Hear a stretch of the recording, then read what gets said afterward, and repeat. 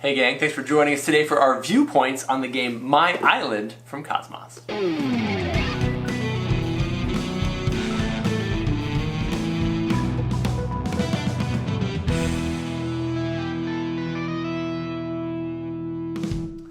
Hey gang, thanks for joining us for Tangent Round Studio 3. I'm Will. I'm Sarah. Chantel. And I'm Jonah, and we are going to talk about My Island, which is the sequel to the legacy game My City from Kosmos. But before we jump into it, we'll give you a brief overview of how the game's played.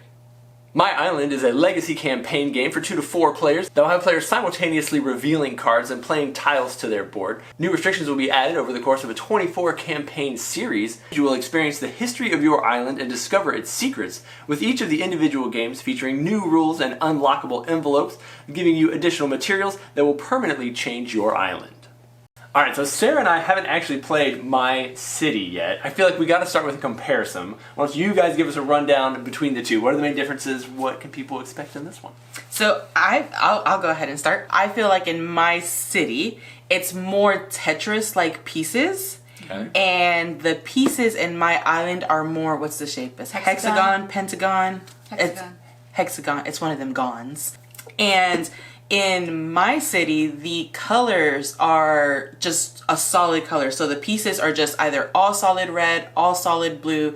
And in My Island, you actually have different, is it terrain Island or? types, yeah, terrain. Island types. So you'll have yellow representing the village, red representing the house, blue representing the wall, and they're all mixed and jumbled up together in one solid piece. Yeah, the other thing that's really different about it is, of course, just the board. So in My City, it's kind of a square city type board, and you do add some stickers throughout the legacy campaign, and you'll change the board. But in My Island, you're starting with a kind of a weird island shape, and they even give you some parameters, like right when you start in the very first game, that you're only supposed to build on the beach, and then you kind of so you got this level outside up. that you're Yeah, you kind of level up into your beach island and the heather. as the game continues. Of course, that's kind of the early differences that you'll know, like just even looking at the back of the box. Of course, as you open up all the envelopes in My City and My Island, they are basically completely different. It's going to be a completely different gameplay as you go through it. Now, one of the things that I enjoyed about the game, and I assume is the same, is that we're playing simultaneously, you're revealing a card, everybody's finding the place on their board that they want to put it. I'm doing better than everybody else at the end of the game, feeling real great about how I've played the game.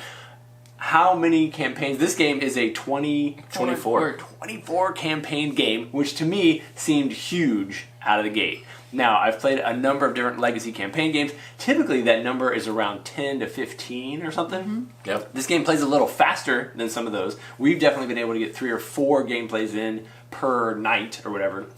2-hour session, we can get 3 or 4 games in. Yep.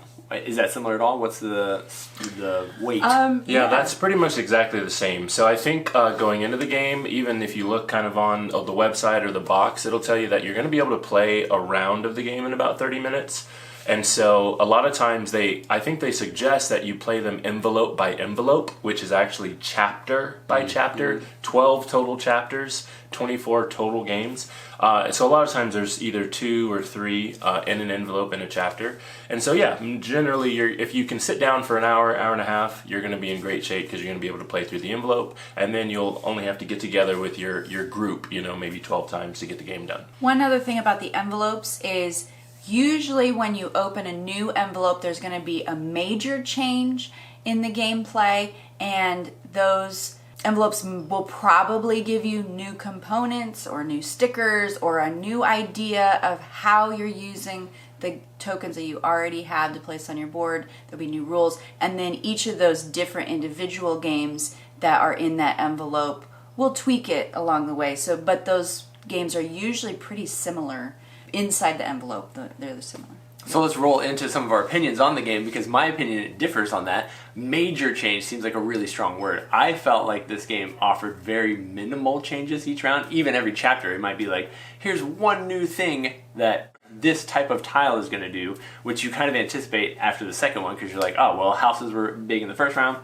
Now we got gates happening, and then I'm guessing in the next chapter it's probably going to be fields or whatever. And so the changes were very gradual, I thought. In fact, in my gaming opinion, it was a little slow. Like I felt like I could have lived without the first 4 games, and I never even played the originals.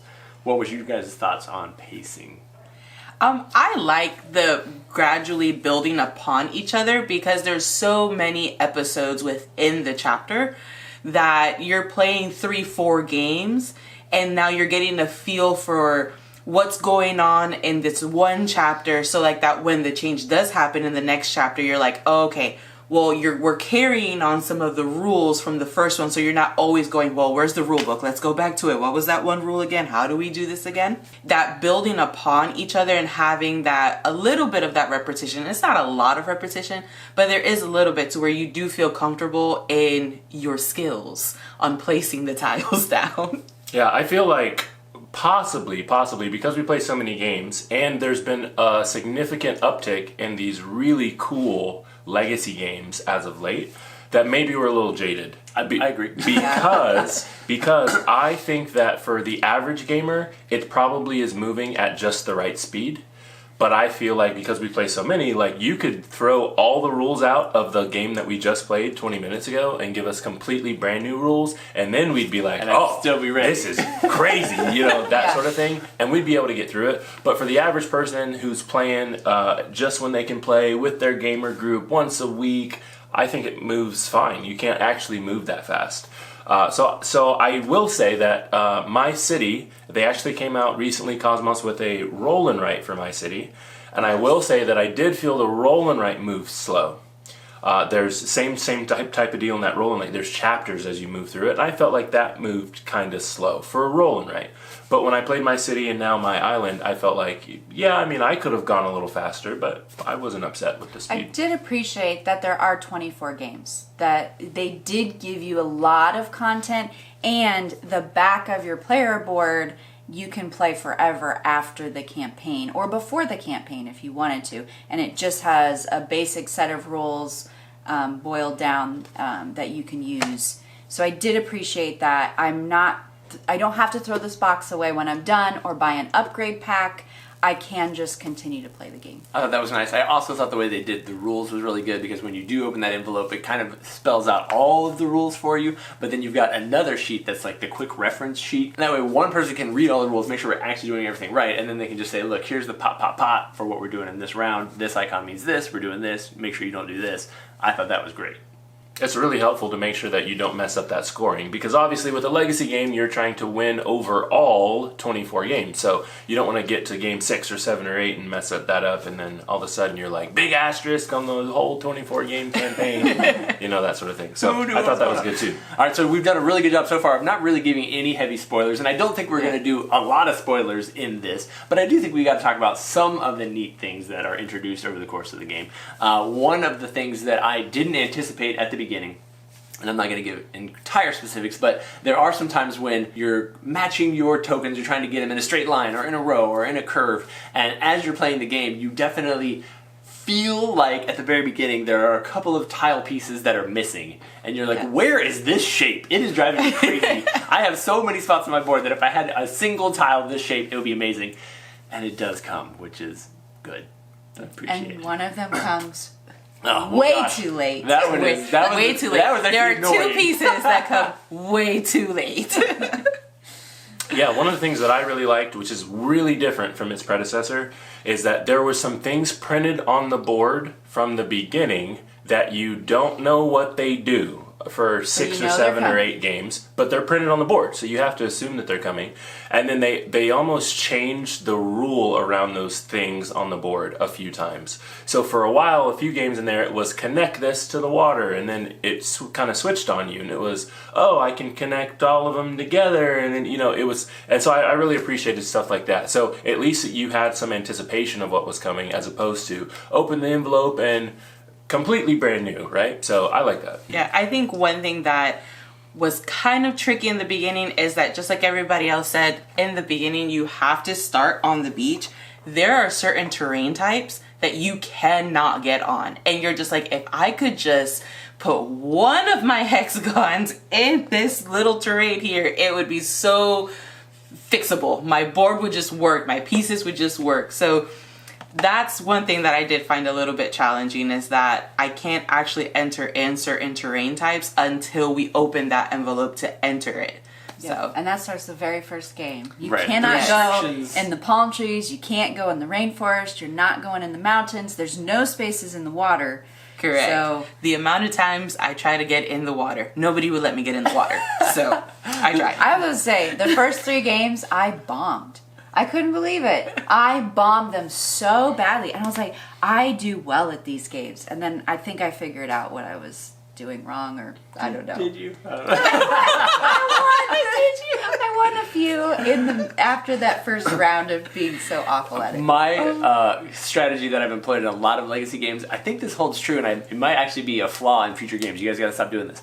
If you lose at the beginning of the game, it kind of helps you get some of those buffs to catch up. They're trying to help you out so you don't do terrible the entire game, so they give you some of those catch the leader types of stickers and additions and powers and things. If you get a bunch of those at the beginning of the game, it's gonna help you out at the end. So my new strategy in these games is to just lose early several times, so that even if I could win it and I'm doing fine, give me those bonuses. I I thought need that the was hookups. going to work well for me, since I Lost very a lot. badly lost the first 3 games, and I got some bonuses, but we got to an envelope where it reset and negated the bonuses that I already had Used to be gained. you, mine were still there. So it kind of put us back on an even, because I caught they back do some up, good resetting. and agree with I then it was even playing field again with a couple exceptions of some stickers, but at that point everybody had lost at least once or twice, so we had all had some stickers. The problem with a legacy game with 24 episodes is that if you lose early and you're too many points behind, I just don't think your stickers are helping you catch up. But anyway, that is my island. So if you've played my city and you're interested in playing my island, we would totally suggest it. There may be some hints in the game box about what might be coming next after my island. So you'll have to get it and play it and check it out and let us know if you're thinking what we're thinking. But if you haven't played it yet, or if you like this style of game, what you should do is leave us a comment on the video, and you should tell us all about our thoughts on the game, your thoughts on the game, if you liked it, loved it, right? How it related to my city, anything like that. We'd love to communicate with you back and forth and give you more insight on what we felt and thought about this game. So until next time, we'll see you.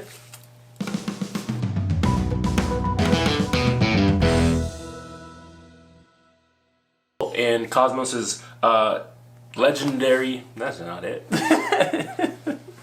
It's a legacy. There it is. Good job, everybody. All right, let's take our picture before we Galaxy. forget.